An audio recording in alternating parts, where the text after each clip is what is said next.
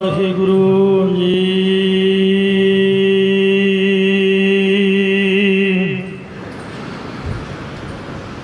ਸਤਨਾਮ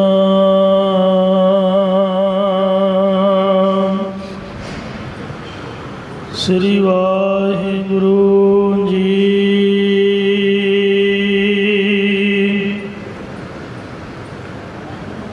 ਇੱਕ ਓੰਕਾਰ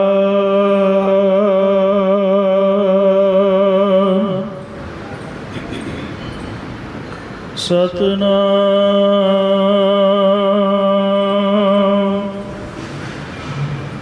ਕਰਤਾ ਪੁਰਖ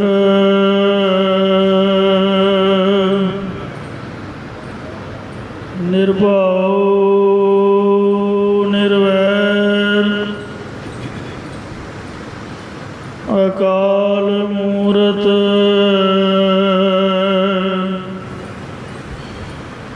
ਅਜੂਨੀ ਸੈਭੰ ਗੁਰ ਪ੍ਰਸਾਦ ਜਪ ਆਦਿ ਸਚ ਜੁਗਾਦਿ ਸਚ ਹੈ ਵੀ ਸਚ ਨਾਨਕ ਹੋਸੀ ਸਚ ਸਜਣ ਸੱਚਾ ਪਾਤਸ਼ਾਹ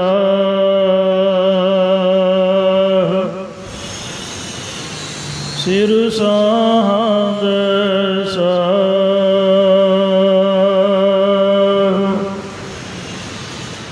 ਜਿਸ ਪਾਸ ਬੈਠਿਆ ਸੋਹੀਐ ਸਭਨਾਂ ਦਾ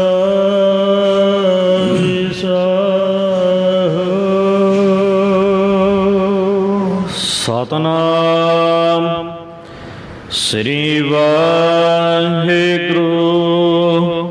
ਸਾਹਿਬ ਜੀਓ। ਜਾਤ ਸਾਰੀ ਮਹੱਲਾ ਪੰਜਵਾ। ਕੋਈ ਜਾਣਾ ਹਰਿ ਸਿਉ ਦੇਵੈ ਜੋਰਾ, ਚਰਨ ਗਹੁ ਬਗਉ ਸੁਭ ਰਸਨਾ।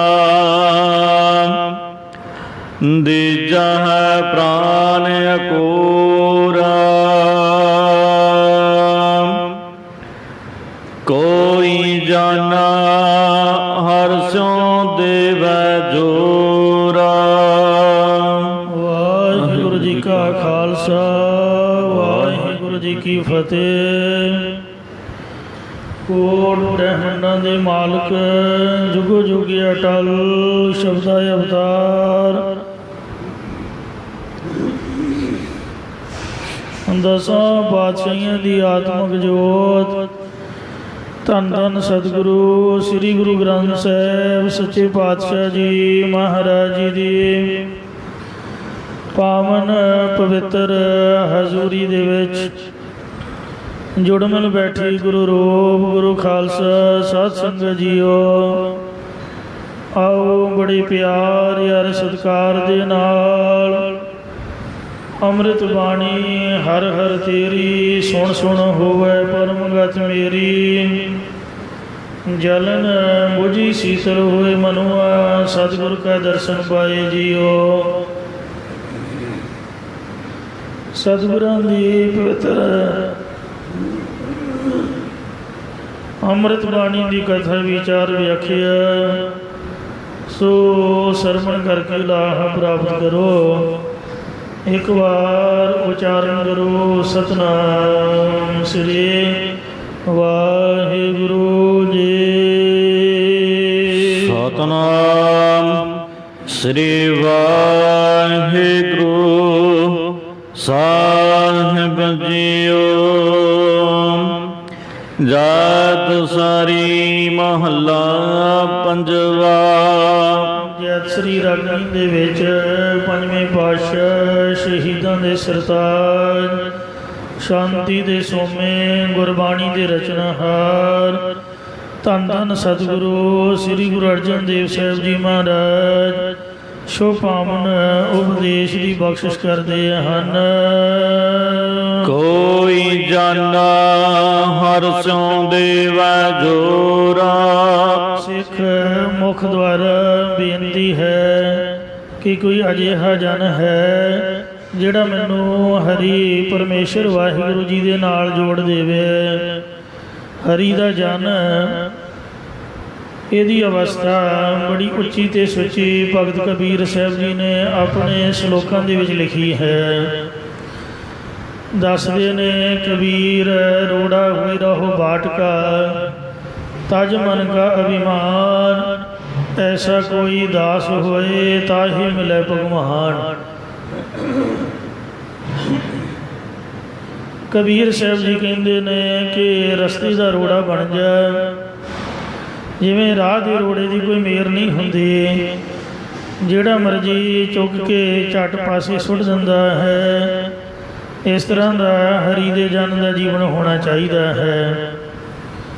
ਪਰ ਫਿਰ ਵਿਚਾਰ ਕੇ ਕਹਿੰਦੇ ਨੇ ਕਬੀਰ ਰੋੜਾ ਹੁਆ ਤਾਂ ਕਿਆ ਭਇਆ ਪੰਥੀ ਕੋ ਦੁਖ ਦੇ।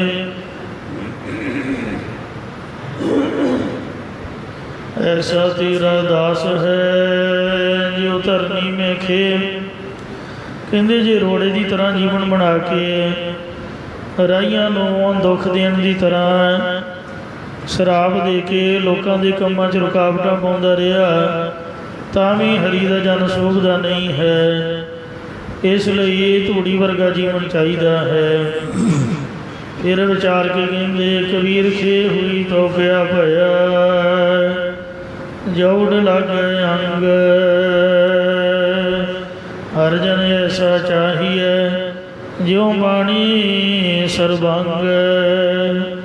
ਖੇ ਉੱਡ ਕੇ ਅੰਗਾਂ ਨਾਲ ਲੱਗਣ ਦੀ ਤਰ੍ਹਾਂ ਲੋਕਾਂ ਦੇ ਅੰਗਾਂ ਨਾਲ ਲੱਗ ਕੇ ਮੋਹ ਕਰਨ ਲੱਗ ਪਿਆ।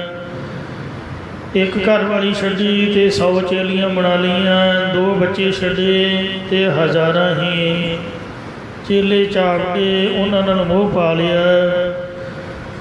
ਫਿਰ ਕਹਿੰਦੇ ਕਿ ਪਾਣੀ ਵਰਗਾ ਜੀਵਨ ਹੋਣਾ ਚਾਹੀਦਾ ਹੈ।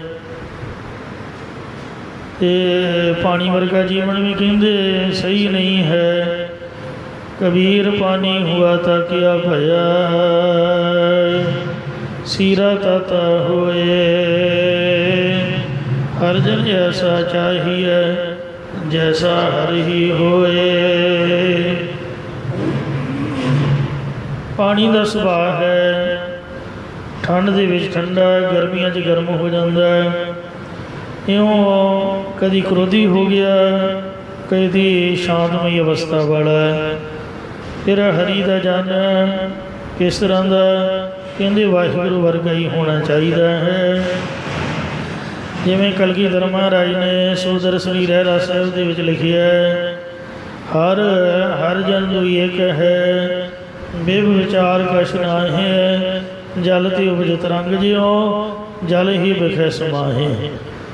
ਨਾਵੇਂ ਪਾਤਸ਼ਾਹ ਨੇ ਵੀ ਸ਼ਲੋਕਾਂ ਦੇ ਵਿੱਚ ਬਚਨ ਕੀਤਾ ਹਰ ਜਨ ਹਰ ਅੰਤਰ ਨਹੀਂ ਨਾਨਕ ਸਾਚੀ ਮਾਣ।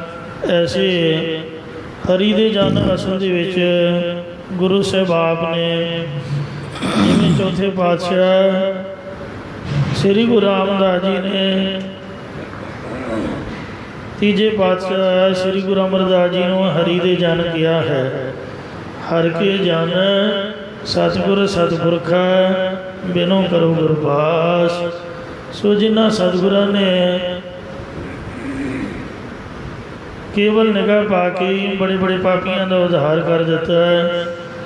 ਸੋ ਐਸੀ ਕਿਰਪਾ ਕੀਤੀ ਕਿ ਉਹਨਾਂ ਨੂੰ ਚੰਗੇ ਇਨਸਾਨ ਵੀ ਬਣਾਇਆ, ਲੋਕਾਂ ਦੇ ਮਦਦਗਾਰ ਬਣਾ ਕੇ ਤੇ ਪ੍ਰਚਾਰਕ ਵੀ ਬਣਾ ਦਿੱਤਾ। ਜਿਵੇਂ ਭੂਮੀਏ ਚੋਰ ਦਾ ਜੀਵਨ ਹੀ ਸਤਿਗੁਰਾਂ ਨੇ ਪਲਟ ਦਿੱਤਾ ਸੀ। ਸੋ ਇਸ ਤਰ੍ਹਾਂ ਅਸਲ ਦੇ ਵਿੱਚ ਤਾਂ ਹਰੀ ਦੇ ਜਨ ਗੁਰੂ ਮਹਾਰਾਜ ਆਪ ਹਨ। ਪਰਮਾਤਮਾ ਨੇ ਆਪ ਹੀ ਗੁਰੂਆਂ ਦਾ ਰੂਪ ਧਾਰਿਆ ਹੈ।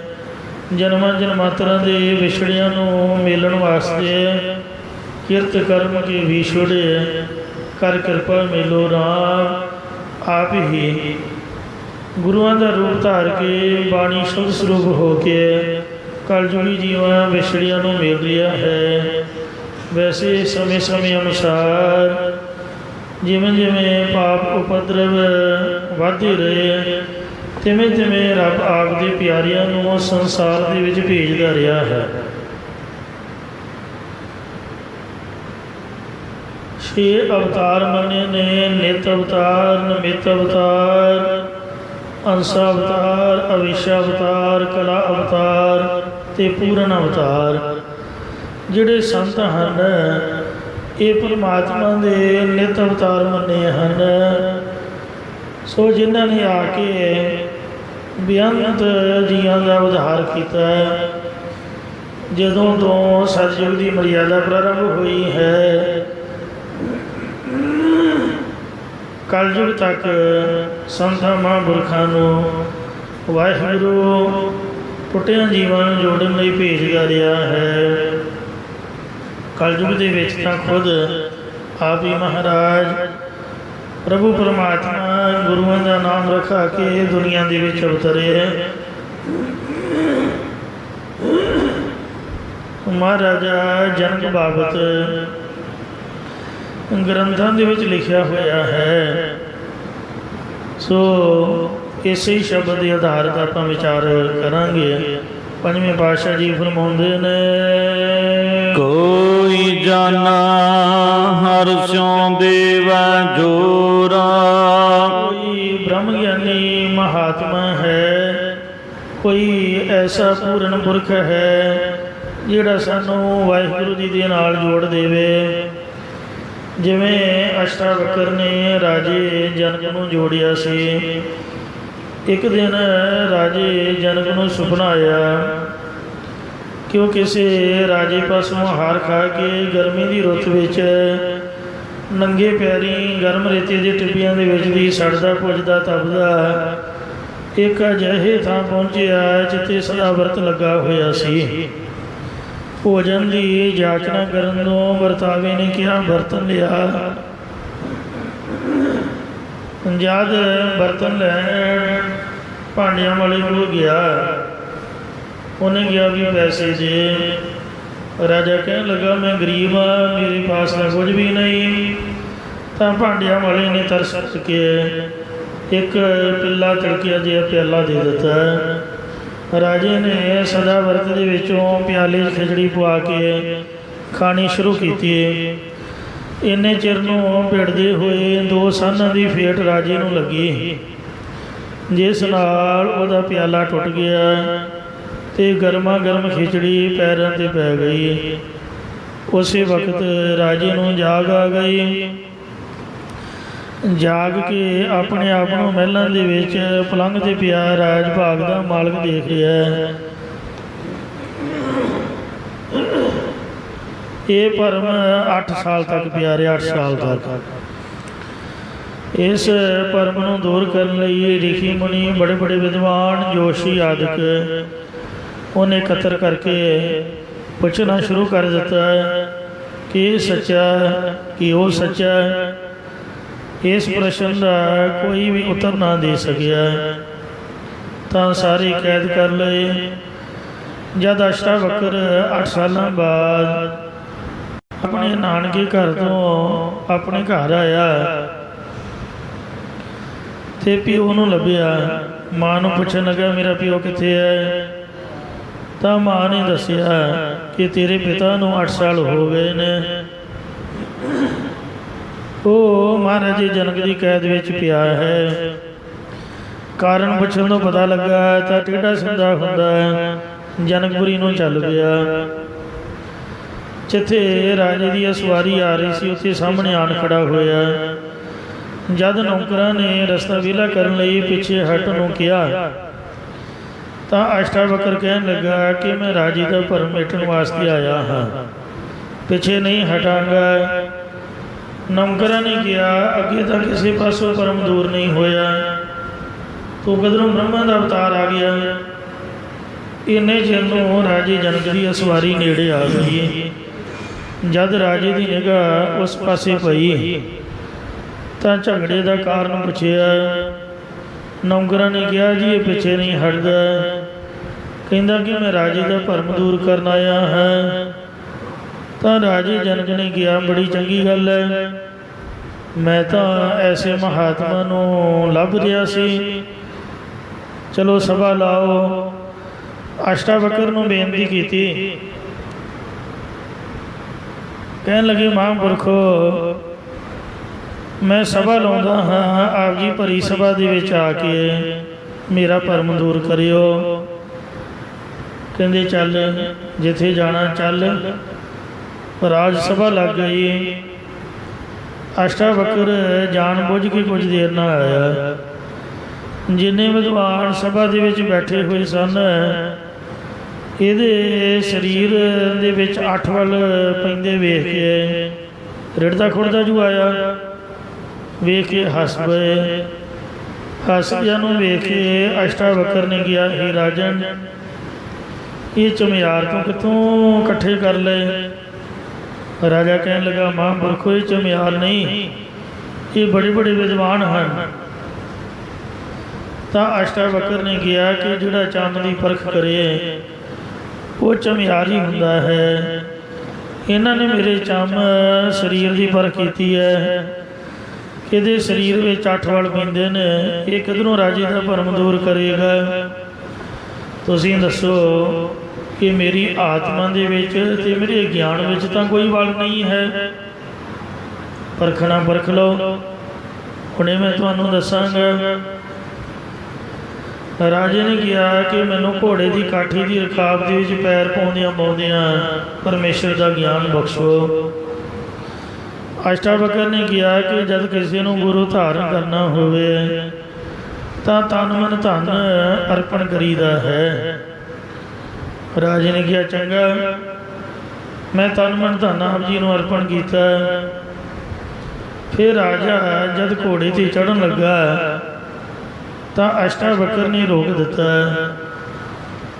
ਅਤੇ ਕਿਹਾ, ਹੇ ਰਾਜਨ, ਕਿਸ ਦੇ ਹੁਕਮ ਦੇ ਨਾਲ ਤੂੰ ਚੜ੍ਹਨ ਲੱਗਾ ਹੈ? ਰਾਜੇ ਨੇ ਕਿਹਾ, ਜੀ ਮੇਰਾ ਮਨ ਕਹਿੰਦਾ ਹੈ। ਅਸ਼ਟਾਵਕਰ ਨੇ ਕਿਹਾ, ਮਨ ਤਾਂ ਤੂੰ ਮੈਨੂੰ ਪਹਿਲਾਂ ਹੀ ਦੇ ਚੁੱਕਾ, ਇਹਨੂੰ ਕਿਉਂ ਵਰਤਦਾ ਹੈ? ਧਨ ਵੀ ਤਾਂ ਮੈਨੂੰ ਦੇ ਚੁੱਕਾ ਹੈ, ਇਹਨੂੰ ਕਿਉਂ ਵਰਤਦਾ? ਤੇ ਘੋੜਾ ਧਨ ਵਿੱਚ ਆ ਗਿਆ ਜੋ ਤੂੰ ਸਾਨੂੰ ਪਹਿਲਾਂ ਹੀ ਅਰਪ ਚੁੱਕਾ। ਇਹ ਕਹਿ ਕੇ ਨਾਲ ਹੀ ਕਿਰਪਾ ਦ੍ਰਿਸ਼ਟੀ ਕਰ ਦਿੱਤੀ। ਕਿਰਪਾ ਦ੍ਰਿਸ਼ਟੀ ਨਾਲ ਜਦ ਮਨ ਦਾ ਫੁਰਨਾ ਰੁਕਿਆ ਤਾਂ ਝਾਟੀ ਰਾਜੇ ਨੂੰ ਗਿਆਨ ਹੋ ਗਿਆ। ਅਵਿਦਿਆ ਰੂਪ ਨੀਂਦ ਦੂਰ ਹੋ ਗਈ, ਗਿਆਨ ਰੂਪ ਜਾਗਰਤ ਅਵਸਥਾ ਪ੍ਰਾਪਤ ਹੋ ਗਈ। ਅਸ਼ਟਾਵਕਰ ਨੇ ਫਿਰ ਦਿਵ ਦ੍ਰਿਸ਼ਟੀ ਨਾਲ ਉਹਦੀ ਸੁਪਨੇ ਦੀ ਵੀ ਸਾਰੀ ਗੱਲ ਦੱਸ ਦਿੱਤੀ ਕਿ ਹੇ ਰਾਜਨ ਸੁਣ, ਅੱਜ ਤੋਂ 8 ਸਾਲ ਪਹਿਲਾਂ ਤੈਨੂੰ ਸੁਪਨਾ ਆਇਆ ਸੀ। ਉਹਦੇ ਵਿੱਚ ਤੂੰ ਆਪਣੇ ਆਪ ਨੂੰ ਭਿਖਾਰੀ ਅਤੇ ਕੰਗਾਲ ਵੇਖਿਆ ਸੀ। ਫਿਰ ਜਾ ਕੇ ਰਾਜ ਭਾਗ ਦਾ ਮਾਲਕ ਵੇਖਿਆ। ਇਹ ਰਾਜਨ, ਨਾ ਇਹ ਰਾਜ ਭਾਗ ਸੱਚ ਹੈ ਤੇ ਨਾ ਹੀ ਉਹ ਸੁਪਨਾ ਸੱਚ ਸੀ। ਜੋ ਸੁਪਨੇ ਦੇ ਵਿੱਚ ਵੇਖਿਆ ਉਹ ਸਭ ਝੂਠ ਸੀ। ਜੋ ਰਾਜ ਭਾਗ, ਫੌਜਾਂ, ਖਜ਼ਾਨੇ, ਇਹ ਸੰਸਾਰ ਵੇਖ ਲਿਆ, ਇਹ ਵੀ ਸਭ ਮਿਥਿਆ ਹੈ। ਮਿਥਿਆ ਤਨ ਧਨ ਕੁਟੰਬ ਸਬਾਇਆ, ਮਿਥਿਆ ਹਉਮੈ ਮਮਤਾ ਮਾਇਆ, ਮਿਥਿਆ ਰਾਜ ਜੋਬਨ ਧਨ ਮਾਲ, ਮਿਥਿਆ ਕਾਮ ਕ੍ਰੋਧ ਵਿਕਰਾਲ, ਮਿਥਿਆ ਰਥ ਹਸਤੀ ਅਸ ਬਸਤਰ, ਮਿਥਿਆ ਰੰਗ ਸੰਗ ਮਾਇਆ ਪੀਖ ਹਸਦਾ, ਮਿਥਿਆ ਧਰੋ ਮੋਹ ਅਭਿਮਾਨ, ਮਿਥਿਆ ਆਪਸ ਉਪਰ ਕਰਤ ਗੁਮਾਨ। ਅਸਥਿਰ ਭਗਤ ਸਾਧ ਕੀ ਸਰਨ, ਨਾਨਕ ਜਪ ਜਪ ਜੀਵੈ ਹਰ ਕੇ ਚਰਨ। ਭਗਤ ਰਵਿਦਾਸ ਜੀ ਨੇ ਬਿਲਕੁਲ ਇਸੇ ਹੀ ਸਾਖੀ ਦੀ ਪ੍ਰੋੜਤਾ ਕਰਦਿਆਂ ਹੋਇਆਂ ਆਪਣੇ ਪਾਵਨ ਸ਼ਬਦ ਦੇ ਵਿੱਚ ਸੋਠ ਰਾਗ ਦੀ ਭਗਤ ਬਾਣੀ ਵਿੱਚ ਫਰਮਾਨ ਕੀਤਾ, ਅਬ ਤੋ ਜਾਏ ਵਾਹਿਗੁਰੂ। नरपत एक सिंहासन सोया, सुपने पया भिखारी। एक राजा सोने के सिंहासन से बैठा बैठा दोपहरे सौ गया, उसकी झोंक लग गई तो झोंक लगन नींद दे विच उहनूं सुपना आया जिहदे च उहने अपने आप को भिखारी थकिया। अछत राज बिशरत दुख पाया, राज भागदे हुंदियां उन्हें दुख पाया सुपने दे विच। सो गत पई हमारी, ये वाहिगुरू साडी इहो जी हालत होई पई है। समझ लो कि जिंदगी का सुपना आया होया है तो असीं राजे, परमात्मा ने आत्मा आप दी अंश तो साडा वजूद होंद विच लिआंदा। जिवें समुंदर है, समुंदर दे विचों एक पानी का गिलास भर लो, इंज जिहड़ा जीव आत्मा है एक पानी का गिलास है तो परमात्मा समुंदर की तरह है तो वह भी पानी, समुंदर वाला भी तो गिलास वाला भी पानी है। इंज असी अपने आप को अलपग मन्निया होया, वाहिगुरू तो वखरी मन्निया तो जिंदगी का सुपना जिहा मैं मेरी का आया होया कि मैं फलाना सिंह हाँ, सो मैं आ हाँ मैं आओ हाँ। इसलिए भगतां ने बाणी में दर्ज किया है, जब लग मेरी मेरी करे तब लग काज एक नहीं सरे। जब मेरी मेरी मिट जाए तब प्रभ काज सवारे आए। सो राज भागदे हुंदियां भाव जीवात्मा नूं परमात्मा ने मनुखा शरीर दे के महाराजा बनाया है। खालसा मेरो रूप है खास, कलगीधर खुद शहनशाह ने, खालसा भी शहनशाह है। महाराज ने अपना बाणा दिता है, अपना रूह बख्शिया, केड़ा शेरां वाला, सोहना बड़ा दस्तारा, ताज की तरह, बादशाह की तरह सोहना बड़ा दस्तारे का ताज, सोहना बड़ा दाड़ा, केसां दा जूड़ा ते सोहना बड़ा बाणा, गातरा, पंज ककार ते पर असी शेरां वाला बाणा ला के भेडां बकरियां की तरह सिर मुँह मनाई फिरदे हाँ। महाराज ने सानू राजे बनाया है ते पर असी भिखारियां की तरह, मंगतियां की तरह सो आम जे होके तुरे फिरदे हाँ, अपना भुले हुए हाँ। प्रतख भी अंतरीव तौर पर भी सो जीवात्मा परमात्मा की अंश नूं पहचानते नहीं। महाराज ने आख्या आत्मा परात्मा एको करे, अंतर की दुविधा अंतर मरै। अपना आप भुले हुए हाँ, जिस करके दुखी हाँ। सो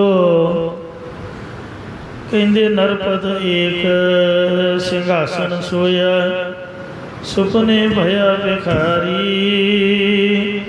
अछत राज बिशरत दुख पाया, सोगत पई हमारी।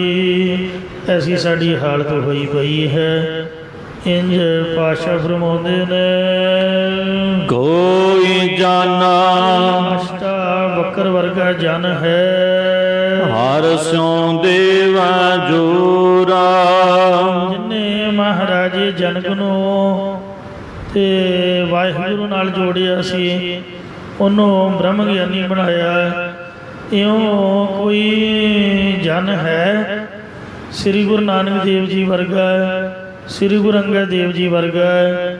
जिमें श्री गुरु नानक देव जी ने गुरु अंगद देव जी को जोड़िया, गुरु अंगद देव जी ने गां गुरु अमरदास जी को जोड़िया, श्री गुरु अमरदास जी ने श्री गुरु रामदास जी को जोड़िया। इस तरह का कोई जन है जिहड़ा सानू हरि परमेश्वर नाल जोड़ देवे। इस तरह महाराजे जनक नूं ਅਸ਼ਟਾਵਕਰ ਨੇ ਪਰਮੇਸ਼ਰ ਨਾਲ ਜੋੜ ਕੇ ਸਭਨਾ ਕੈਦੀਆਂ ਨੂੰ ਰਿਹਾ ਕਰਵਾਇਆ।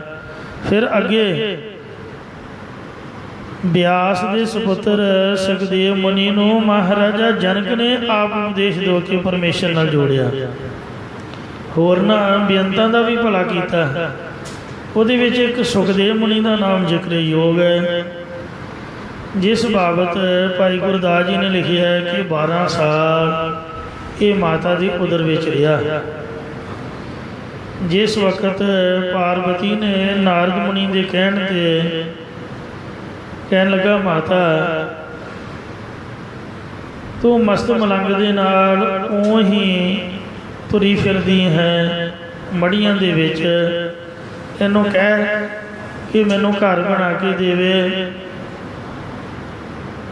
ਤੇ ਦੂਸਰਾ ਮੈਨੂੰ ਅਮਰ ਕਥਾ ਸੁਣਾ ਕੇ ਤੇ ਅਮਰ ਕਰ ਦੇਵੇ। ਇਹ ਆਪ ਤਾਂ ਸਮਾਧੀ ਵਿੱਚ ਰਹਿੰਦਾ, ਤੂੰ ਮਰਦੀ ਜੰਮਦੀ ਰਹਿੰਦੀ ਆ, ਇਹਨੂੰ ਕਹਿ ਇਹਨਾਂ ਦੀ ਕਥਾ ਆਉਂਦੀ ਹੈ।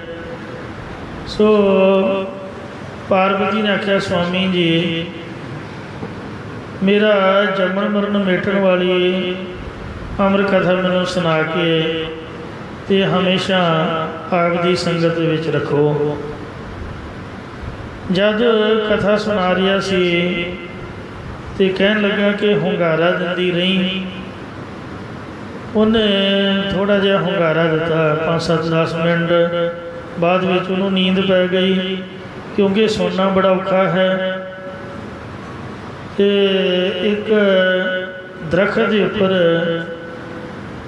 ਤੋਤਿਆਂ ਦੇ ਆਲ੍ਹਣੇ ਦੇ ਵਿੱਚ ਗੰਦਾ ਅੰਡਾ ਪਿਆ ਸੀ। ਕਥਾ ਦੇ ਪ੍ਰਭਾਵ ਕਰਕੇ ਉਹਦੇ ਵਿੱਚੋਂ ਬੜਾ ਸੋਹਣਾ ਤੋਤਾ ਨਿਕਲਿਆ ਤੇ ਉਹਨੇ ਕਥਾ ਵਿੱਚ ਹੁੰਗਾਰਾ ਦੇਣਾ ਸ਼ੁਰੂ ਕਰ ਦਿੱਤਾ।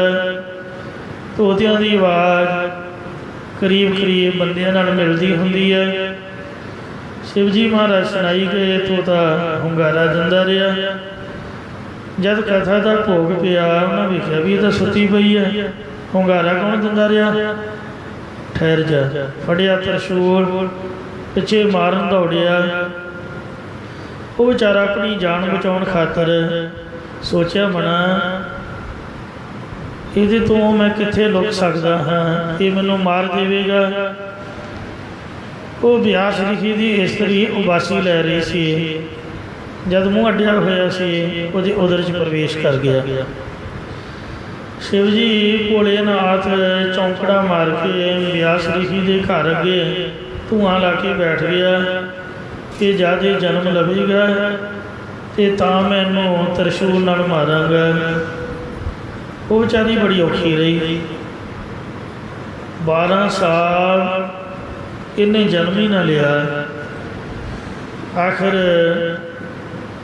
उन्हें बेनतियां कीतियां कि हे रब सच्चिया कृपा कर मैनू सुखी कर। तो भगवान ने आख्या कहते हे सुखदेव सुख कहते ने तोते नूं, इहदा नाम तोते तो सुखदेव मुनि पिया है। तू जन्म नहीं लैंदा होया। कहन लगा जी वो बाहर शिव जी त्रिशूल लैके बैठा होया, उन्हें उन्होंने मार कटना छड्डना नहीं है। कहते थोड़ा फिर तू मां नूं ही दुखी करी जाएगा। 12 साल हो गए, तू क्यों मां नूं दुख दे रहा है, चल बाहर निकल।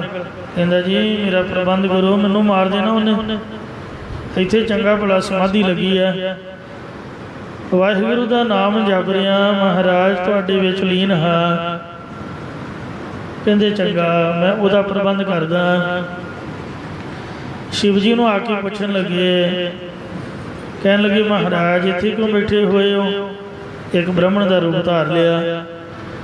कहते आ गलबात हुई है, एक तोते ने अमर कथा सुनी तो सुनी क्यों। वेखो साडे गुरु साहब ताइयों महान हैं, उन्होंने गुरु घर दे विच किसी नूं नहीं रोकिया। भावें कोई कथा सुने भावें कीर्तन सुने, किसी नूं कोई रुकावट नहीं है। महाराज जी ने खतरी ब्राह्मण सूद वैश्य उपदेश 4 वर्णा को साझा। ਸਭਨਾਂ ਨੂੰ ਸਾਂਝਾ ਉਪਦੇਸ਼ ਬਖਸ਼ਿਸ਼ ਕੀਤਾ ਹੈ। ਇਹ ਗੁਰੂ ਮਹਾਰਾਜ ਜੀ ਦੇ ਪਰਉਪਕਾਰ ਹਨ। ਸਾਧ ਸੰਗਤ ਜੀਓ, ਜਦ ਉਹਨੇ ਆਖਿਆ ਵੀ ਇਹਨੇ ਕਥਾ ਸੁਣ ਲਈ ਹੈ ਤੇ ਮੈਂ ਇਹਨੂੰ ਮਾਰ ਦਿਆਂਗਾ, ਤਾਂ ਮੈਂ ਬੈਠਾ ਹਾਂ।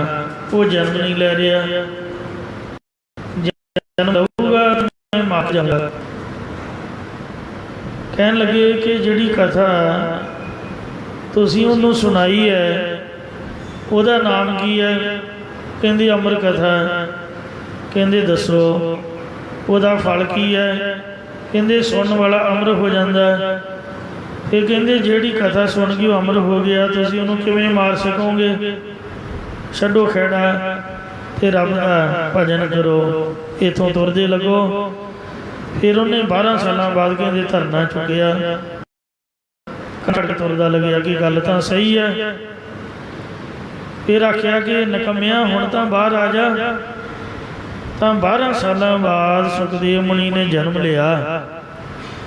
ਕਹਿਣ ਲੱਗਾ ਮਹਾਰਾਜ ਮਾਇਆ ਰੋਕੋ, ਇਸ ਮਾਇਆ ਦੇ ਪ੍ਰਭਾਵ ਦੇ ਨਾਲ ਮੇਰਾ ਵੈਰਾਗ ਟੁੱਟ ਜਾਏਗਾ ਤੇ ਜਿਹੜਾ ਸਿਮਰਨ ਵਿੱਚ ਲਿਵ ਲੱਗੀ ਹੈ, ਲਿਵ ਛੁੜਕੀ ਲੱਗੀ ਤ੍ਰਿਸ਼ਨਾ, ਤ੍ਰਿਸ਼ਨਾ ਆ ਕੇ ਘੇਰ ਲਵੇਗੀ, ਲਿਵ ਟੁੱਟ ਜਾਏਗੀ। ਮਾਇਆ ਦਾ ਪ੍ਰਬੰਧ ਕਰੋ। ਕਹਿੰਦੇ ਚੰਗਾ, ਮੈਂ 1 ਮਿੰਟ ਲਈ ਮਾਇਆ ਰੋਕਦਾ ਹਾਂ।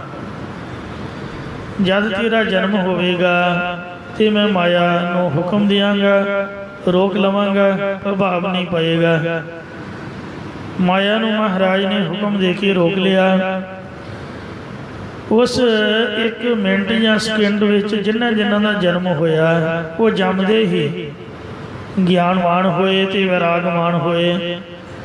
ਗੋਰਖਨਾਥ ਬਾਰੇ ਵੀ ਜ਼ਿਕਰ ਆਉਂਦਾ ਹੈ, ਰਹੋ ਵਿਚਾਰ।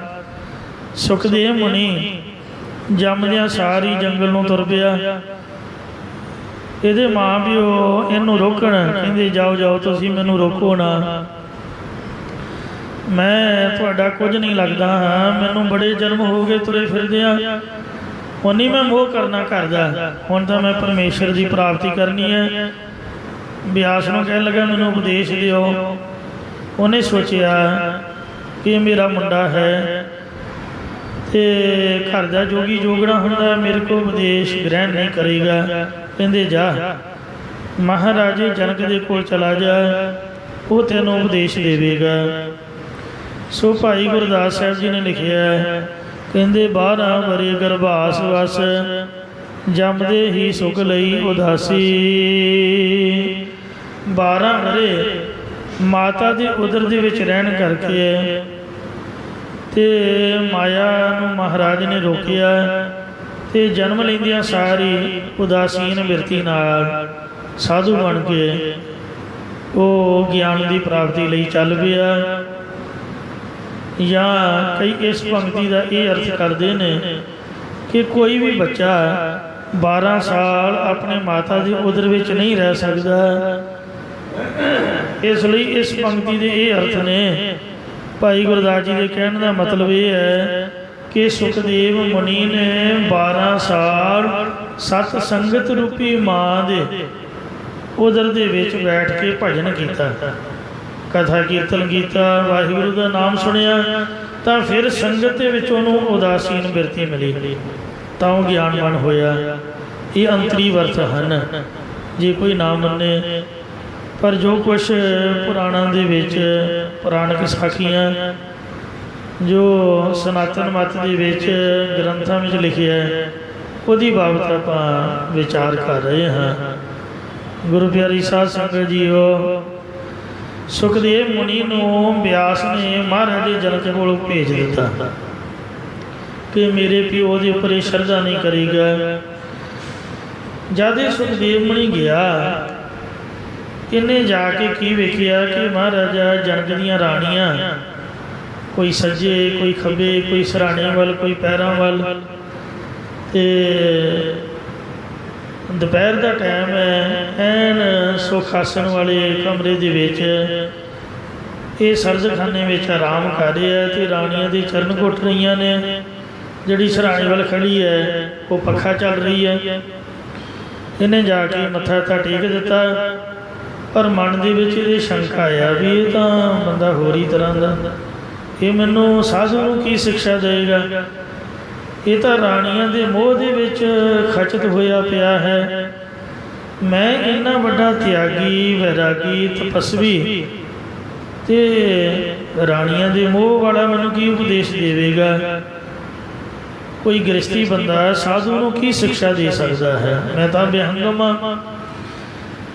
ਤਾਂ ਅੰਤਰਜਾਮੀ ਮਹਾਰਾਜਾ ਜਨਕ ਨੇ ਇਸ ਦਾ ਮਾਣ ਤੋੜਨ ਵਾਸਤੇ ਆਪਣੀ ਸ਼ਕਤੀ ਦੇ ਨਾਲ ਆਪਣੇ ਮਹਿਲਾਂ ਨੂੰ ਅੱਗ ਲਾ ਦਿੱਤੀ। ਇਹਦੇ ਖੜੇ ਖੜੋਤਿਆਂ ਜਦ ਇਹ ਸੋਚਾਂ ਸੋਚ ਰਿਹਾ ਸੀ, ਨੌਕਰਾਂ ਨੇ ਆ ਕੇ ਦੱਸਿਆ ਕਿ ਮਹਾਰਾਜ ਤੁਹਾਡੀ ਮਹਿਲਾਂ ਨੂੰ ਅੱਗ ਲੱਗ ਗਈ ਹੈ। ਪਰ ਮਹਾਰਾਜਾ ਜਨਕ ਨੇ ਸੁਣੀ ਅਣਸੁਣੀ ਕਰ ਦਿੱਤੀ। ਕੁਝ ਦੇਰ ਬਾਅਦ ਨੌਕਰ ਫਿਰ ਆਏ ਅਤੇ ਕਿਹਾ ਜੀ ਹੁਣ ਤਾਂ ਅੱਗ ਦਰਸ਼ਨੀ ਡਿਓਢੀ ਤੱਕ ਆ ਗਈ ਹੈ। ਜਨਕ ਨੇ ਸੁਣ ਕੇ ਫਿਰ ਅਣਸੁਣੀ ਕਰ ਦਿੱਤੀ। ਇੱਕ ਰਸ ਆਨੰਦ ਵਿੱਚ ਬੈਠਾ ਰਿਹਾ। ਪਰ ਸੁਖਦੇਵ ਮੁਨੀ ਜੀ ਜਦ ਦੂਜਾ ਸੁਨੇਹਾ ਆਇਆ ਦਰਸ਼ਨੀ ਡਿਓਢੀ ਵਾਲਾ, ਪਹਿਲੇ ਸੁਨੇਹੇ 'ਤੇ ਤਾਂ ਪਛਾਣ ਨੂੰ ਝਾਕਿਆ, ਗੇਟ ਵੱਲ ਵੇਖੀ ਗਿਆ। ਦੂਜੇ ਸੁਨੇਹੇ 'ਤੇ ਉੱਠ ਕੇ ਤੋਰੀ ਪਿਆ। ਵੈਸੇ ਇਹ ਅਸੂਲ ਹੈ, ਇਹ ਨਿਯਮ ਹੈ। ਕਿਸੇ ਵੀ ਆਫਿਸਰ ਕੋਲ, ਕਿਸੇ ਵੀ ਆਪ ਤੋਂ ਵੱਡੇ ਕੋਲ ਜਾਈਏ ਤਾਂ ਬੱਚਿਆਂ ਨੂੰ ਸਿਖਾਇਆ ਜਾਂਦਾ ਵੀ ਮੇ ਆਈ ਕਮ ਇਨ ਸਰ, ਵੀ ਮੈਨੂੰ ਅੰਦਰ ਆਉਣ ਦੀ ਆਗਿਆ ਹੈ। ਉਸ ਤੋਂ ਬਾਅਦ ਗੱਲਬਾਤ ਕਰਕੇ ਫਿਰ ਸਤਿ ਸ੍ਰੀ ਅਕਾਲ ਬੁਲਾ ਕੇ ਆਖੀਦਾ ਵੀ ਚੰਗਾ ਜੀ ਹੁਣ ਖੁਸ਼ੀਆਂ ਜੀ ਛੁੱਟੀ ਆ ਜੀ। ਮਤਲਬ ਜਾਣ ਲੱਗਿਆ ਵੀ ਫਤਿਹ ਬੁਲਾਉਣੀ, ਆਗਿਆ ਮੰਗਣੀ, ਅਤੇ ਆਉਣ ਲੱਗਿਆ ਵੀ ਦੱਸ ਕੇ ਆਉਣਾ। ਇਹਨੇ ਵੀ ਮੂੰਹ ਚੁੱਕੇ ਜਦੋਂ ਮਰਜ਼ੀ ਚਲੇ ਗਏ, ਜਦੋਂ ਮਰਜ਼ੀ ਤੁਰ ਆਏ। ਵੇਖਣ ਨੂੰ ਉਹ ਬੰਦਾ ਬੁਰਾ ਲੱਗਦਾ। ਫਿਰ ਕਿਸੇ ਬ੍ਰਹਮ ਗਿਆਨੀ ਸੰਤ ਦੇ ਦਰਸ਼ਨ ਕਰਨ ਜਾਈਏ ਅਤੇ ਜਾਈਏ ਆਪਣੇ ਮਤਲਬ ਨੂੰ, ਕੋਈ ਅਰਦਾਸ, ਕੋਈ ਬੇਨਤੀ, ਕੋਈ ਮੁਸ਼ਕਲ ਲੈ ਕੇ, ਸਾਨੂੰ ਉਡੀਕਣਾ ਵੀ ਪਏਗਾ। ਹੁਣ ਅਗਲਾ ਸਾਡੇ ਲਈ ਵਿਹਲਾ ਤਾਂ ਬੈਠਾ ਨਹੀਂ, ਕੋਈ ਆਰਾਮ ਕਰ ਰਿਹਾ ਹੈ, ਕੋਈ ਪ੍ਰਸ਼ਾਦ ਛਕ ਰਿਹਾ ਹੈ, ਕੁਛ ਵੀ ਅੱਗੇ ਉਹ ਆਪਣੇ ਆਪ ਦੇ ਵਿੱਚ ਕੋਈ ਭਜਨ ਬੰਦਗੀ ਕਰ ਰਿਹਾ। ਫਿਰ ਆਉਣ ਲੱਗਿਆ ਵੀ ਦੱਸ ਕੇ ਆਉਣਾ ਪਊਗਾ ਵੀ ਹਾਂਜੀ ਖੁਸ਼ੀਆਂ ਬਖਸ਼ੋ ਜੀ। ਇਹ ਪ੍ਰਾਹੁਣਚਾਰੀ ਦਾ ਨਿਯਮ ਹੈ। ਅਤੇ ਪ੍ਰਾਹੁਣਿਆਂ ਨੂੰ ਲੋਕ ਤੋਰਨ ਵੀ ਆਉਂਦੇ ਨੇ, ਗੇਟ ਤੋਂ ਬਾਹਰ ਛੱਡਣ ਆਉਂਦੇ ਨੇ, ਬੱਸ ਸਟੈਂਡ ਤੱਕ ਤੋਰਨ ਆਉਂਦੇ ਨੇ। ਇਹ ਸਾਡੇ ਸਮਾਜ ਦੀ ਵੀ ਰੀਤੀ ਹੈ, ਪ੍ਰਾਹੁਣਚਾਰੀ ਦਾ ਵੀ ਨਿਯਮ ਹੈ। ਅਧਿਆਤਮਿਕ ਪੱਖ ਤੋਂ ਵੀ ਜਿੰਨੇ ਕੁਛ ਪ੍ਰਾਪਤ ਕਰਨਾ ਹੋਵੇ ਉਹਦੇ ਵਾਸਤੇ ਵੀ ਇਹ ਜ਼ਰੂਰੀ ਹੈ। ਸਦੇਵ ਸੁਖਦੇਵ ਮੁਨੀ ਪਹਿਲਾਂ ਤਾਂ ਮੂੰਹ ਚੁੱਕਿਆ ਤੁਰ ਆਇਆ, ਕਿਸੇ ਨੇ ਰੋਕਿਆ ਵੀ ਨਹੀਂ, ਮਾੜਾ ਮੋਟਾ ਪੁੱਛਿਆ ਤੇ ਉਹਨੂੰ ਭੇਜ ਦਿੱਤਾ। ਮਹਾਰਾਜ ਨੇ ਕਿਹਾ ਵੀ ਆਉਣ ਦਿਓ। ਝੱਟ ਹੀ ਦਰਸ਼ਨ ਹੋ ਗਏ। ਦਰਸ਼ਨਾਂ ਦੀ ਕੀਮਤ ਉਹਨੂੰ ਪਤਾ ਨਹੀਂ ਸੀਗਾ ਵੀ ਇਹਦੀ ਕੀਮਤ ਕੀ ਹੈ। ਅਗਲਾ ਹੁਣ ਆਪਣੇ ਮਹਿਲਾਂ 'ਚ ਬੈਠਾ ਹੋਇਆ, ਆਰਾਮ ਕਰ ਰਿਹਾ ਵੀ ਗਲਤੀ ਤਾਂ ਤੇਰੀ ਹੈ, ਮਾੜਾ ਤਾਂ ਤੂੰ ਆ, ਤੂੰ ਆਇਆ ਕਿਹੜੇ ਟਾਈਮ 'ਤੇ ਆ। ਕੋਈ ਉਹਦਾ ਉਪਦੇਸ਼ ਦੇਣ ਦਾ ਟਾਈਮ ਹੋਵੇ ਸਵੇਰ ਸ਼ਾਮ, ਫਿਰ ਤੂੰ ਆ ਦੁਪਹਿਰ ਦਾ ਟਾਈਮ ਆਰਾਮ ਕਰਨ ਦਾ। ਉਹ ਆਪਣੇ ਆਨੰਦ ਦੇ ਵਿੱਚ ਲੀਨ ਹੈ। ਫਿਰ ਉੱਥੇ ਸ਼ੰਕਾ ਖੜਾ ਕਰ ਰਿਹਾ। ਫਿਰ ਉੱਠ ਕੇ ਤੁਰ ਚੱਲਿਆ, ਛੁੱਟੀ ਵੀ ਨਹੀਂ ਲਈ। ਜਦ ਉੱਠ ਕੇ ਤੁਰਿਆ ਤੇ ਮਹਾਰਾਜਾ ਕਹਿਣ ਲੱਗਾ ਵੀ ਹਾਂ ਸਾਦਾ ਦੱਸ ਕਿੱਥੇ ਚੱਲਿਆ। ਤੂੰ ਆਪਣੇ ਆਪ ਹੀ ਆਇਆ ਸੀਗਾ ਅਤੇ ਬਿਨਾਂ ਪੁੱਛਣ ਤੋਂ ਹੀ ਉੱਠ ਕੇ ਤੁਰ ਚੱਲਿਆ। ਤੈਨੂੰ ਕੰਮ ਕੀ ਹੈ, ਗੱਲ ਤਾਂ ਕੋਈ ਕੀਤੀ ਨਹੀਂ। ਚੱਲਿਆ ਕਿੱਥੇ ਆ, ਆਇਆ ਕਿਉਂ ਸੀਗਾ। ਤਾਂ ਸੁਖਦੇਵ ਕਹਿਣ ਲੱਗਾ ਕਿ ਡਿਓਢੀ ਪਾਸ ਮੇਰੇ ਪਊਏ ਤੇ ਤੂੰਬੀ ਪਈ ਹੈ, ਕਿਤੇ ਉਹ ਸਾੜੀ ਨਾ ਜਾਏ। ਉਹਨੂੰ ਚੁੱਕਣ ਲਈ ਉੱਠਿਆ ਹਾਂ, ਕਿਉਂਕਿ ਨੌਕਰ ਤੁਹਾਡੇ ਦੱਸ ਰਹੇ ਨੇ ਕਿ ਤੁਹਾਡੇ ਮਹਿਲਾਂ ਨੂੰ ਅੱਗ ਲੱਗ ਗਈ ਹੈ ਅਤੇ ਅੱਗ ਦਰਸ਼ਨ ਡਿਓਢੀ ਤੱਕ ਪਹੁੰਚ ਗਈ ਹੈ। ਮਹਾਰਾਜਾ ਕਹਿਣ ਲੱਗਾ ਵਾਹ ਵਾਹ ਵੀ ਤੁਹਾਡੇ ਸਾਧਾਂ ਦੇ ਬੜੇ ਹਾਰ ਜਾਈਏ। ਮੈਨੂੰ ਤਾਂ ਤੂੰ ਗ੍ਰਸਤੀ ਸਮਝ ਰਿਹਾ ਵੀ ਇਹ ਮਾਇਆ ਦੇ ਮੋਹ ਦੇ ਵਿੱਚ, ਰਾਣੀਆਂ ਦੇ ਮੋਹ ਦੇ ਵਿੱਚ ਫਸਿਆ ਹੋਇਆ। ਆਪਣੇ ਆਪ ਨੂੰ ਬੜਾ ਵੱਡਾ ਤਿਆਗੀ ਮੰਨ ਰਿਹਾ ਕਿ ਮੈਂ ਬਹੁਤ ਵੱਡਾ ਸਾਧ ਹਾਂ। मेरा सब कुछ सड़ रहा, सड़ गया, मैं कोई परवाह नहीं की, पर तू एक टुटे जे पऊए ते टुटी जी तूंबी, जिन्नियां मर्जी तूंबियां 50 तू बना ला, पौइयां दे कई जिन्ने मर्जी लै ला, एक तू साध होने के नाते भी एक पऊआं दे नाल ते तूंबी दे नाल जुड़िया पिया है। आया सी गुरु धारण वास्ते, गुर दीखिया लैण दा, तू अधिकारी नहीं, जा इथों निकल जा। क्यों कह के नौकरां नूं कहा भी इहनूं धक्के मार के बाहर कढ़ दिओ, इहो जिहे बंदे नूं अंदर ना आउण दिया करो। फिर सुखदेव मुनि नूं समझ आ गई भी माया दे विच तां सचमुच ही मैं फसिया होया। आया तां सी मैं गुरु धारण करन लई, पर मामूली नगूणियां चीज़ां दे विच ही मेरा मन लगा रहा। इन्हां दा किन्ना साजो समान सड़ गया, इन्हां कोई परवाह नहीं की, ते इन्हां नूं ही हुण मैं गुरु धारण करांगा। आ जिहड़े राधा स्वामी ने वैसे चाहिदा तां नहीं, ये नहीं भी मैं प्रौढ़ता कर रहा भी इस तरह करना चाहिए। वो गल चों गल चेती आ गई, जिहड़ा भी उन्होंने दीवान च जाए, मैं वैसे कभी गया नहीं हाँ, एवं झूठ बोला, सुनिया जरूर है भी भंडारा भंडूरा या जो इकट्ठ करन उन्हों का जोड़ा घर कहते कोई नहीं होंदा, जो अपना गंढ पोट लई जां जोड़े जाड़े ने ते लाउण भावें सही पर थल्ले लैके बैठ जाते हैं।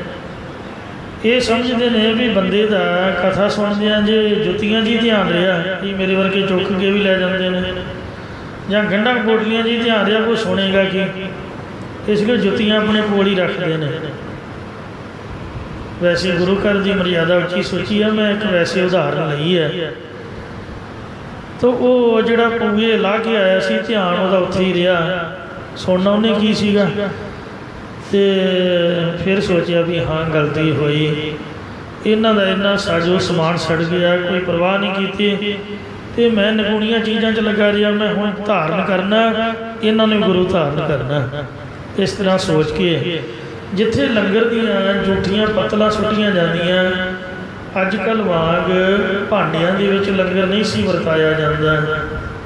पुराना टाइम सीगा, असीं भी पत्तलां दे विच खांदे रहे हैं। आ सत्तू वाली गली एक दमदमी टकसाल है, एक भाई मनी सिंह साहब की टकसाल है, उत्थे साल बाद भंडारा वरतना, तो मैनूं याद है उस भंडारे दे विच पत्तलां दे विच प्रशाद पानी दिया करदे सन। बर्तन तां हुण ही आए ने, साडे महापुरखां ने साडे हुंदियां थालियां शुरू कराइयां कि संगत नूं थालियां दिया करो भाई, ये साडे प्राहुणे हैं। तो पहला तो या तो हत्थां दे आ जिहड़ा जग जुग लगदा, जे भी हत्थां दे आपां खांदे, तो पत्तलां जिथे सुट्टियां जांदियां जूठियां, 12 साल कंध ना ला के उत्थे खड़ोता रहा, तो वाहिगुरू वाहिगुरू सतनाम वाहिगुरू राम राम जो भी कुछ उन्होंने आउंदा सी वो करदा रहा। सेवादार लंगर की सफाई करके जूठियां पत्तलां महाराजा जनक की आग्ञा नाल इहदे सिर च सुट दे, सारी जूठ इहदे सिर च पैंदी। 12 साल सिर ते जूठियां पत्तलां पैण तो नहीं डोलिया। गुरबाणी दे विच इहदा नाम लिखिया होया है। ये साखी आपां एवें नहीं सुनाई, बाणी विच इहदा नाम आया, इहदी उदाहरण आई है जनक दी भी महाराजे दी ते सुखदेव मुनि दी भी। कानड़ा महला चौथा। जात न जात देख मत भरमो, सुख जनक पगी लग ध्यावै गो। जूठन जूठ पई सिर ऊपर, खिन मनुआ तिल ना डुलावै गो। जनक जनक बैठे सिंहासन, नौ मुनि धूर लै लावै गो। ये गुरु रामदास जी ने इन्हां दा जिक्र किया। सो महाराजा जनक ने फिर इनू बुलाया, बुला के एक तेल का थाल भर के इनू दिता। 12 साल बाद कहन लगा कि जे तेनों ज्ञान चाहिए, उपदेश चाहिए, तो इस थाल में सारे शहर च फेर के लिया, पर एक भी तुपका ये कंढियां तो बाहर डुलना नहीं चाहिए, फिर तेनों उपदेश दूँगा। उधर सारे शहर च थावां थावां के राग रंग शुरू करवा दिते। ਸੁਖਦੇਵ ਸਾਰੇ ਸ਼ਹਿਰ 'ਚ ਬੜੇ ਧਿਆਨ ਤੇ ਇਕਾਗਰਤਾ ਨਾਲ ਤੇਲ ਦਾ ਥਾਲ ਫੇਰ ਕੇ ਲੈ ਆਇਆ, ਡੁੱਲਣ ਨਾ ਦਿੱਤਾ। ਮਹਾਰਾਜਾ ਨੇ ਪੁੱਛਿਆ ਕਿ ਰਾਜ ਕੁਝ ਵੇਖਿਆ ਹੈ? ਸਾਧਾ ਕੁਝ ਵੇਖਿਆ? ਕਹਿਣ ਲੱਗਾ, ਮਹਾਰਾਜ ਮੈਨੂੰ ਮਾਫ ਕਰੋ ਜੀ, ਹੱਥ ਜੋੜੇ ਤੁਹਾਡੇ ਚਰਨਾਂ 'ਤੇ ਮੱਥਾ ਟੇਕਦਾ, ਮੈਨੂੰ ਬਖਸ਼ ਲਓ ਜੀ। ਜੇ ਮੈਂ ਵੇਖਦਾ ਤਾਂ ਤੇਲ ਡੁੱਲ ਜਾਣਾ ਸੀ, ਅੱਗੇ ਥੋੜ੍ਹਾ ਵੇਖਿਆ ਤੋ ਇੰਨੀਆਂ ਗਲਤੀਆਂ ਹੋਈਆਂ, ਹੁਣ ਬਖਸ਼ ਲਓ। 12 ਸਾਲ ਮੈਂ ਬੜੇ ਦੁੱਖ ਚੱਲੇ ਨੇ, ਅਤੇ ਜੇ ਮੈਂ ਰਾਗ ਰੰਗ ਵੇਖ ਲੈਂਦਾ ਤੇਲ ਡੁੱਲ ਜਾਣਾ, ਅਤੇ ਪਤਾ ਨਹੀਂ ਕਿੰਨੇ ਸਾਲ ਹੋਰ ਦੁੱਖ ਸਾਰਨੇ ਪੈਣੇ। ਇਸ ਤਰ੍ਹਾਂ ਪ੍ਰੀਖਿਆ ਵਿੱਚ ਪਾਸ ਹੋਣ ਤੋਂ ਬਾਅਦ ਮਹਾਰਾਜਾ ਜਨਕ ਨੇ ਕਿਰਪਾ ਦ੍ਰਿਸ਼ਟੀ ਕਰਕੇ ਸੁਖਦੇਵ ਮੁਨੀ ਨੂੰ ਹਰੀ ਪਰਮੇਸ਼ਰ ਨਾਲ ਜੋੜ ਦਿੱਤਾ, ਉਹਨੂੰ ਬ੍ਰਹਮ ਗਿਆਨੀ ਬਣਾ ਦਿੱਤਾ। ਅਸ਼ਟਾਵਕਰ ਨੇ ਮਹਾਰਾਜੇ ਜਨਕ ਨੂੰ ਬ੍ਰਹਮ ਗਿਆਨੀ ਬਣਾਇਆ, ਮਹਾਰਾਜੇ ਜਨਕ ਨੇ ਅੱਗੇ ਸੁਖਦੇਵ ਮੁਨੀ ਨੂੰ ਬ੍ਰਹਮ ਗਿਆਨੀ ਬਣਾਇਆ। ਇਸ ਤਰ੍ਹਾਂ ਮਹਾਰਾਜ ਫਰਮਾਉਂਦੇ ਨੇ, ਕੋਈ ਜਾਣਾ ਹਰਿ ਸਿਉ ਦੇਵੈ ਜੋਰਾ। ਪਰਮੇਸ਼ਰ ਨਾਲ ਆਪ ਜੁੜਿਆ ਹੋਇਆ ਗੁਰਮੁਖ ਜਨ ਪ੍ਰੇਮੀ ਹੋਵੇ, ਜੋ ਮੈਨੂੰ ਜਾਂ ਮੇਰੀ ਬਿਰਤੀ ਨੂੰ ਪਰਮੇਸ਼ਰ ਜੀ ਨਾਲ ਜੋੜ ਦੇਵੇ। ਜੇ ਕੋਈ ਇਹੋ ਜਿਹਾ ਜਨ ਹੈ ਤਾਂ ਮੇਰੇ 'ਤੇ ਕਿਰਪਾ ਕਰੇ। ਐਸੇ ਸਤਿਗੁਰੂ ਨਾਨਕ ਦੇਵ ਮਹਾਰਾਜ ਖੁਦ ਆਪ ਨੇ ਇੱਕ ਵਾਰ ਭਾਈ ਬਾਲਾ ਜੀ ਅਤੇ ਮਰਦਾਨਾ ਜੀ ਸਮੇਤ ਰਾਹ ਦੇ ਵਿੱਚ ਤੁਰੇ ਜਾ ਰਹੇ ਸੀ। ਇੱਕ ਵਪਾਰੀ ਮਿਲਿਆ ਅਤੇ ਉਹਨੇ ਡੱਗੀ ਦੇ ਵਿੱਚ ਲੂਣ ਤੇਲ ਹਲਦੀ ਰੱਖਿਆ ਹੋਇਆ ਸੀ। ਹਜ਼ੂਰ ਨੇ ਪੁੱਛਿਆ, ਭਾਈ ਇਸ ਡੱਗੀ ਦੇ ਵਿੱਚ, ਇਸ ਗਠੜੀ ਵਿੱਚ ਕੀ ਹੈ? ਦੋਵੇਂ ਹੱਥ ਜੋੜ ਕੇ ਨਿਮਰਤਾ ਸਹਿਤ ਬੇਨਤੀ ਕੀਤੀ, ਮਹਾਰਾਜ ਲੂਣ ਤੇਲ ਹਲਦੀ ਇਤਿਆਦਿਕ ਘਰ ਦਾ ਸਮਾਨ ਮੈਂ ਰੋਜੀ ਵਾਸਤੇ ਪਿੰਡਾਂ ਪਿੰਡਾਂ 'ਚ ਫਿਰ ਕੇ ਸੌਦਾ ਵੇਚਦਾ ਹਾਂ, ਤਾਂ ਉਹਦੀ ਕਲਿਆਣ ਕਰਨ ਵਾਸਤੇ ਹਜ਼ੂਰ ਬੋਲੇ, ਸਾਨੂੰ ਖੋਲ੍ਹ ਕੇ ਤਾਂ ਦਿਖਾ। ਝੱਟ ਹੀ ਉਹ ਗਠੜੀ ਖੋਲ੍ਹ ਕੇ ਸਾਹਮਣੇ ਰੱਖ ਕੇ ਬੈਠ ਗਿਆ। ਤਾਂ ਮਹਾਰਾਜ ਨੇ ਤੋਲਣ ਵਾਲੇ ਪੱਥਰ ਦੇ ਵੱਟਿਆਂ ਦੇ ਵਿੱਚੋਂ ਸਭ ਤੋਂ ਛੋਟਾ ਇੱਕ ਪਾ ਦਾ ਵੱਟਾ ਹੱਥ 'ਤੇ ਰੱਖ ਲਿਆ। ਗਠੜੀ ਵਿੱਚ ਪਏ ਵੱਟਿਆਂ ਵੱਲ ਦੇਖ ਕੇ ਪੁੱਛਿਆ ਕਿ ਇਹਨਾਂ ਦੇ ਨਾਮ ਦੱਸ। ਤਾਂ ਵਪਾਰੀ ਨੇ ਦੱਸਿਆ, ਜੀ ਇਹ 2 ਸੇਰ ਦਾ ਹੈ, ਇਹ 1 ਸੇਰ ਦਾ ਹੈ, ਇਹ ਅੱਧ ਸੇਰ ਦਾ, ਔਰ ਜੋ ਆਪ ਜੀ ਦੇ ਪਵਿੱਤਰ ਹਸਤ ਕਮਲਾਂ ਵਿੱਚ ਹੈ 1 ਪਾਈਆ ਦਾ ਹੈ। ਮਹਾਰਾਜ ਸਾਹਿਬ ਬੜੇ ਪ੍ਰਸੰਨ ਹੋਏ ਅਤੇ ਕਿਹਾ, ਧੰਨ ਇਹ ਪਾਈਆ ਜਿਹਨੇ ਆਪਣਾ ਨਾਮ ਛੋਟਾ ਰਖਾਇਆ ਹੈ। ਜੇ ਤੁਸੀਂ ਮੈਨੂੰ ਪੁੱਛੋਗੇ ਤੇ ਮੈਂ ਹਮੇਸ਼ਾ ਹੀ ਵਧਾ ਚੜਾ ਕੇ ਆਪਣਾ ਨਾਮ ਤੁਹਾਡੇ ਅੱਗੇ ਪੇਸ਼ ਕਰੂੰਗਾ। ਕੋਈ ਵੀ ਆਪਣੇ ਆਪ ਨੂੰ ਛੋਟਾ ਨਹੀਂ ਕਮਾਉਣਾ ਚਾਹੁੰਦਾ। ਮੈਂ ਕਹੂੰਗਾ ਮੈਂ ਸਿੰਘ ਸਾਹਿਬ ਗਿਆਨੀ ਫਲਾਣਾ ਫਲਾਣਾ ਸਿੰਘ, ਤੇ ਸਾਰੇ ਚਾਹੁੰਦੇ ਨੇ ਵੀ ਮੈਂ ਵੱਡਾ ਬਣਾ। ਮਹਾਰਾਜ ਕਹਿੰਦੇ ਧੰਨ ਹੈ ਪਾਈਆ, ਤੇ ਨਾਲ ਹੀ ਕਿਰਪਾ ਦ੍ਰਿਸ਼ਟੀ ਨਾਲ ਤੱਕਿਆ। ਸਤਿਗੁਰੂ ਜੀ ਦੀਆਂ ਅਮੋਲਕ ਰਸਨਾ ਤੋਂ ਅੰਮ੍ਰਿਤ ਬਚਨ ਸੁਣਦਿਆਂ ਸਾਰੀ ਵਪਾਰੀ ਨੇ ਜਾਣਿਆ ਕਿ ਇਹ ਨਿਰੰਕਾਰ ਦਾ ਸਰਗੁਣ ਸਰੂਪ ਪੂਰਨ ਸੰਤ ਮਹਾਂਪੁਰਖ ਨੇ, ਤੇ ਪੂਰਨ ਭਾਗ ਉਹਦੇ ਜਾਗੇ ਆਪਾ ਪਾ ਮੇੜ ਕੇ ਪਵਿੱਤਰ ਚਰਨ ਕਮਲਾਂ ਦੇ ਉਹਨੇ ਆਪਣਾ ਸਿਰ ਰੱਖਿਆ। ਪ੍ਰੇਮ ਦੇ ਵਿੱਚ ਇਹੋ ਜਿਹਾ ਨਿਮਗਨ ਹੋਇਆ ਕਿ ਚਰਨਾਂ ਤੋਂ ਸਿਰ ਚੁੱਕਿਆ ਹੀ ਨਹੀਂ। ਇਹਦੀ ਨਿਮਰਤਾ ਅਤੇ ਇਸ ਦਾ ਪ੍ਰੇਮ ਵੇਖ ਕੇ ਹਜ਼ੂਰ ਨੇ ਇਹਦੇ ਸੀਸ ਉੱਪਰ ਆਪਣਾ ਹੱਥ ਰੱਖ ਕੇ ਇਹੋ ਜਿਹੀ ਕਿਰਪਾ ਭਰੀ ਨਿਗਾਹ ਪਾਈ ਕਿ ਝਾਟੀ ਬਜਰ ਕਪਾਟ ਆਸਾ ਅੰਦੇਸਾ ਜਿਹਦੇ ਤਖਤੇ ਖੁੱਲ੍ਹ ਗਏ। ਹਿਰਦੇ ਵਿੱਚੋਂ ਦੁਐਤ ਭਾਵ ਮਿਟ ਗਿਆ। ਨਾਨਕ ਨਦਰੀ ਨਦਰ ਨੇ ਹਾਲ, ਇੱਕ ਮਿੰਟ ਦੇ ਵਿੱਚ ਹੀ ਨਿਹਾਲ ਹੋ ਗਿਆ, ਇੱਕ ਛਿਣ ਦੇ ਵਿੱਚ ਹੀ ਇਹਨੂੰ ਨਿਹਾਲ ਹੋਇਆ ਵੇਖ ਕੇ ਭਾਈ ਬਾਲਾ ਜੀ ਨੇ ਬੇਨਤੀ ਕੀਤੀ। ਨਾਨਕ ਪ੍ਰਕਾਸ਼ ਦੇ ਵਿੱਚ ਕਵੀ ਸੰਦੋਖ ਸਿੰਘ ਜੀ ਲਿਖਦੇ ਨੇ ਕਿ ਇਨ ਮੈਂ ਪਾਰੀ ਤਤ ਛਿਨ ਬਾਈ ਕਸ਼ ਚਿਰ ਘਾਲ ਨ ਸੇਵਕ ਮਾਈ। ਹੀ ਮਹਾਰਾਜ, ਇਹਨੇ ਨਾ ਤਾਂ ਕੋਈ ਸੇਵਾ ਕੀਤੀ, ਨਾ ਕੋਈ ਸਿਮਰਨ ਕੀਤਾ, ਤੇ ਝਾਟੀ ਬ੍ਰਹਮ ਗਿਆਨ ਦੀ ਦਾਤ ਇਹਨੇ ਆਪ ਦੇ ਪਾਸੋਂ ਪਾ ਲਈ। ਤਾਂ ਹਜ਼ੂਰ ਨੇ ਸਮਝਾਇਆ ਕਿ ਭਾਈ ਬਾਲਾ ਜੀ, ਇਸ ਦੇ ਪਿਛਲੇ ਜਨਮ ਦੀ ਕਮਾਈ ਹੋਈ ਇੰਨੀ ਸੀ ਕਿ ਸਾਡੀ ਨਿਗਾਹ ਪੈਣ ਦੀ ਹੋਈ ਦੇਰ ਸੀ। ਜਿਵੇਂ ਦੀਵੇ ਦੇ ਵਿੱਚ ਤੇਲ ਤੇ ਵੱਟੀ ਪਹਿਲਾਂ ਪਈ ਹੋਵੇ, ਜੇ ਉਹਨੂੰ ਤੀਲੀ ਲਾ ਦਈਏ ਤਾਂ ਉਸੇ ਵੇਲੇ ਪ੍ਰਕਾਸ਼ ਹੋ ਜਾਂਦਾ ਹੈ। ਇਸ ਤਰ੍ਹਾਂ ਇਹਦੇ ਸਾਧਨ ਪੂਰਨ ਹੋ ਚੁੱਕੇ ਸਨ। ਸਿਰਫ ਸਾਡੇ ਮਿਲਾਪ ਦੀ ਹੀ ਲੋੜ ਸੀ। ਇੰਜ ਪਾਤਸ਼ਾਹ ਫਰਮਾਉਂਦੇ ਨੇ, ਕੋਈ ਜਾਣਾ ਅਰਸ਼ੋਂ ਦੇਵੈ ਜੋਰਾ। ਸ੍ਰੀ ਗੁਰੂ ਨਾਨਕ ਦੇਵ ਜੀ ਵਰਗਾ ਜਨ ਹੈ ਜਿਹੜਾ ਡੱਗੀ ਵਾਲੇ ਵਪਾਰੀ ਦੀ ਤਰ੍ਹਾਂ, ਸੋ ਜਿਵੇਂ ਮਹਾਰਾਜ ਨੇ ਉਸ ਵਪਾਰੀ ਨੂੰ ਜੋੜਿਆ, ਸਾਨੂੰ ਵੀ ਵਾਹਿਗੁਰੂ ਨਾਲ ਜੋੜ ਦੇਵੇ। ਜਿਹੜੇ ਅੱਜ ਕੱਲ੍ਹ ਦੇ ਸਾਧੂ ਸੰਤ ਨੇ ਉਹ ਬੋਰੀਆਂ ਲੈ ਕੇ ਘਰੋਂ ਘਰ ਤੁਰੇ ਫਿਰਦੇ ਨੇ, ਪਹਿਲਾਂ ਵੰਡਦੇ ਨੇ ਖਾਲੀ, ਫਿਰ ਭਰ ਕੇ ਚੁੱਕਦੇ ਨੇ। ਅਤੇ ਜਿਨ੍ਹਾਂ ਕੋਲ ਬੋਰੀਆਂ ਦਾ ਕੰਮ ਨਾ ਹੋਵੇ ਉਹ ਪਰਚੀਆਂ ਕੱਟਦੇ ਨੇ ਦੁਕਾਨਾਂ 'ਤੇ ਆ ਕੇ।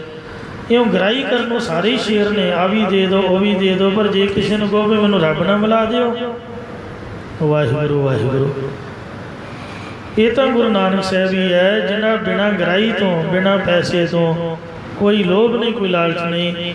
ਵੇਖੋ ਕਿੰਨੀ ਸੁੰਦਰ ਬਾਣੀ ਮਹਾਰਾਜ ਸਰਵਣ ਕਰਵਾ ਰਹੇ ਨੇ। ਇਸੇ ਤਰ੍ਹਾਂ ਕਲਗੀਧਰ ਜੀ ਨੇ ਇੱਕ ਸੈਦਖਾਨ ਨਾਮੇ ਮੁਸਲਮਾਨ ਨੂੰ, ਜਿਹੜਾ ਬੀਬੀ ਨਸੀਰਾਂ ਬੇਗਮ ਦਾ ਭਰਾ ਸੀਗਾ ਸਗਾ, ਉਹਨੂੰ ਜੋੜਿਆ, ਅਤੇ ਜੋੜਿਆ ਵੀ ਜੰਗ ਦੇ ਵਿੱਚ।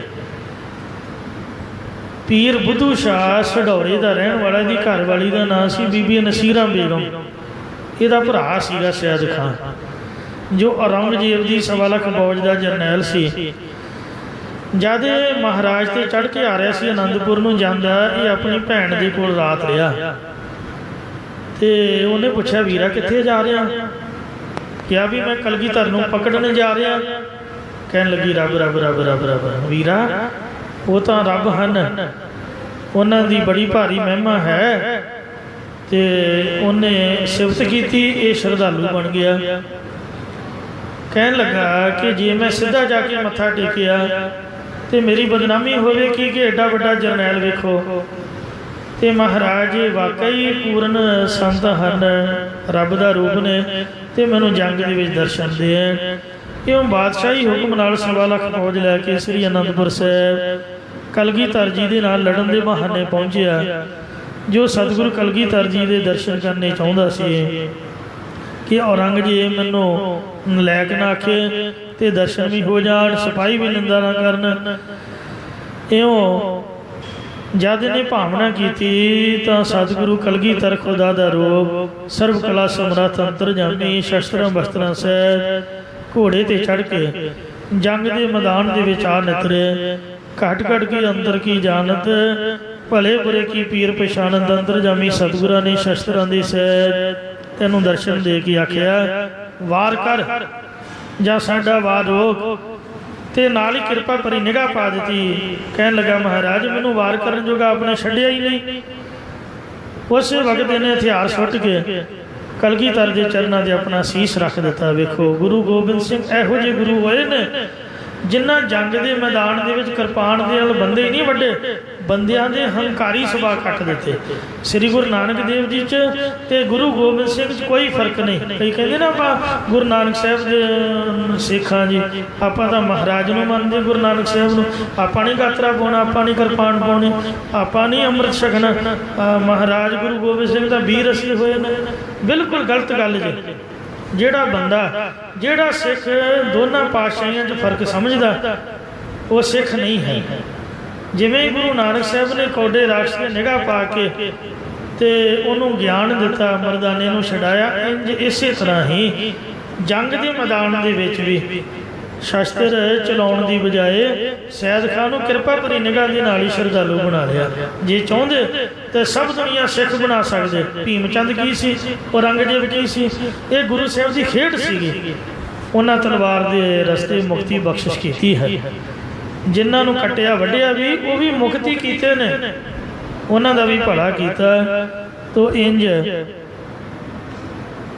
ਜਦ ਇਹਨੇ ਮਹਾਰਾਜ ਦੇ ਚਰਨਾਂ ਨੂੰ ਸੀਸ ਲਾਇਆ, ਇਹਦੇ ਰੋਮ ਰੋਮ 'ਚੋਂ ਨਾਮ ਦੀ ਝਰਨਾਟ ਛਿੜੀ। ਸਾਰੇ ਪਾਸੇ ਵਾਹਿਗੁਰੂ ਦੀ ਜੋਤ ਪਰਿਪੂਰਨ ਦਿਸ ਪਈ।